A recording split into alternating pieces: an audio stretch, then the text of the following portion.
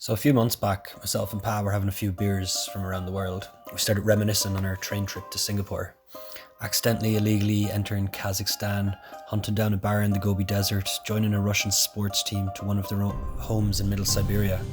Starting out in Poland, we made our way through Ukraine, where there were 10 cents boxes of cigarettes, 50-cent litres of vodka, and beautiful models everywhere.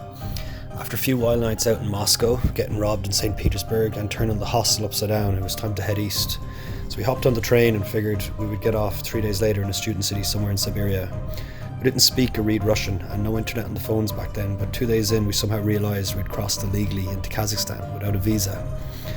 While we were in the train's restaurant in Kazakhstan, we met some Russians who wanted to drink with us. We pointed out the window and were like, "Ruski, da, Kazakhstan, niet." If we're going to get arrested, we wanted to be sober.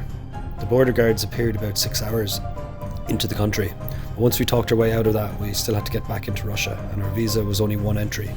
Our fear was getting stuck in no man's land between two borders or getting arrested.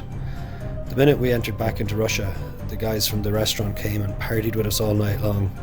"Arbinsk, fish and beer, Russian tradition," they yelled, all night, as they refused to let us pay for anything, and we stopped at random Siberian towns throughout the night.